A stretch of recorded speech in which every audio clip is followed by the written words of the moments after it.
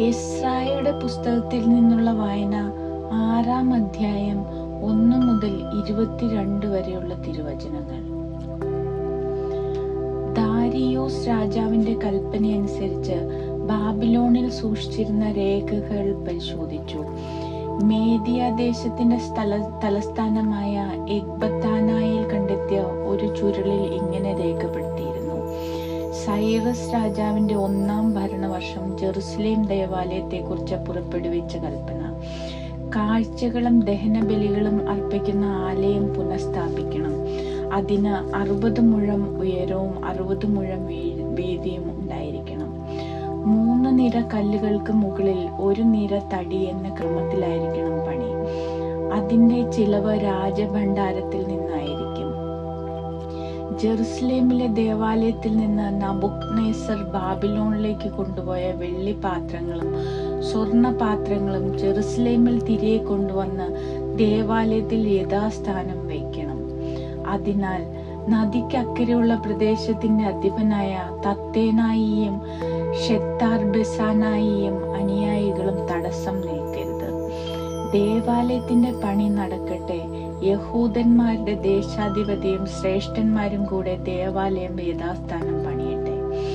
ദേവാലയ പുനർനിർമ്മാണത്തിന് യൂദാ ശ്രേഷ്ഠന്മാർക്ക് നിങ്ങൾ എന്തു ചെയ്തു കൊടുക്കുമെന്ന് ഞാൻ കൽപ്പന നൽകുന്നു.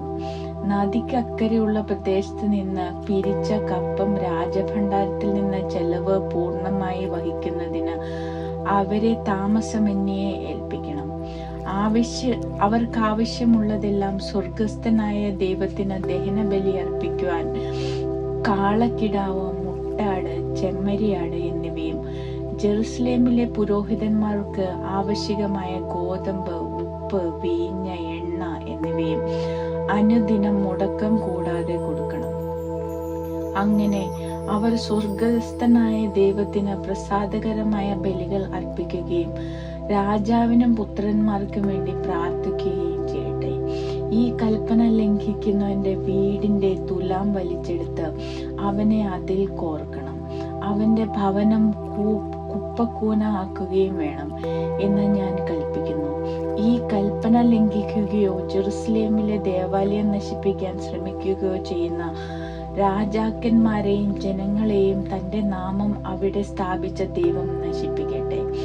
ഞാൻ ദാരിയൂസ് പുറപ്പെടുവിക്കുന്ന കൽപ്പന ഇത് ശ്രദ്ധാപൂർവം നിറവേറ്റണം. ദേവാലയ പ്രതിഷ്ഠ.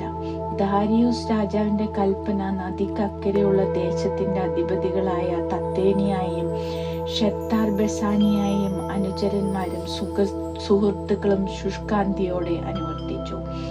പ്രവാചകന്മാരായ ഹഗ്ഗായി, ഇദ്ദോയുടെ മകൻ സഖറിയ എന്നിവർ ആഹ്വാനമനുസരിച്ച യൂദാ ശ്രേഷ്ഠന്മാർ പണി ത്വരിതപ്പെടുത്തി. ഇസ്രായേലിന്റെ ദൈവത്തിന്റെ കൽപ്പനയും പേർഷ്യ രാജാക്കന്മാരായ സൈറസ്, ദാരിയൂസ്, അർത്താക്സെർക്കസ് എന്നിവരുടെ ആജ്ഞകളും അനുസരിച്ച് അവർ പണി പൂർത്തിയാക്കി. ദാരിയൂസ് രാജാവിന്റെ 6-ാം ഭരണം ആദാർ മാസം 3-ാം ദിവസം ആലയം പൂർത്തിയായി. പുരോഹിതന്മാരും ലേവ്യരും മടങ്ങിയെത്തിയ മറ്റു പ്രവാസികളും ഉൾപ്പെട്ട ഇസ്രായേൽ ജനം അത്യാഹ്ലാദപൂർവം ദേവാലയത്തിന്റെ പ്രതിഷ്ഠാകർമ്മം ആഘോഷിച്ചു.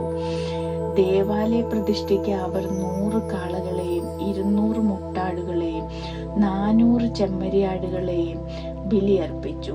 ഇസ്രായേൽ ജനത്തിനു വേണ്ടി ഗോത്രങ്ങളുടെ എണ്ണം അനുസരിച്ച് 12 മുട്ടാടുകളെ പാപപരിഹാര ബലിയായും അർപ്പിച്ചു.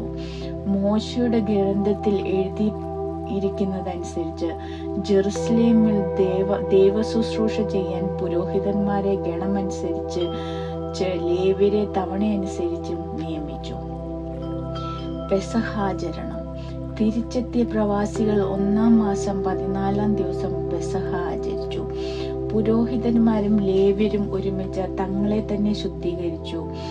ശുദ്ധരായി തീർന്ന അവർ തങ്ങൾക്കും സഹപുരോഹിതന്മാർക്കും പ്രവാസത്തിൽ നിന്ന് മടങ്ങിയെത്തിയ എല്ലാവർക്കും വേണ്ടി പെസഹ കുഞ്ഞാടിനെ കൊന്നു. പ്രവാസത്തിൽ നിന്ന് മടങ്ങിയെത്തിയ ഇസ്രായേല്യരും ഇസ്രായേലിന്റെ ദൈവമായ കർത്താവിനെ ആരാധിക്കാൻ തദ്ദേശവാസികളുടെ മ്ലേച്ഛതകളിൽ നിന്നൊഴിഞ്ഞ അവരോട് ചേർന്നവരും അത് ഭക്ഷിച്ചു. പുളിപ്പില്ലാത്ത അപ്പത്തിന്റെ തിരുനാൾ അവർ 7 ദിവസം സന്തോഷപൂർവ്വം ആചരിച്ചു. കർത്താവ് അവരെ ആഹ്ലാദഭരിതരാക്കുകയും ഇസ്രായേലിന്റെ ദൈവത്തിന്റെ ആലയം നിർമ്മിക്കുന്നതിൽ സഹായിക്കാൻ അസീറിയ രാജാവിന്റെ ഹൃദയം അനുകൂലമാക്കുകയും ചെയ്തു.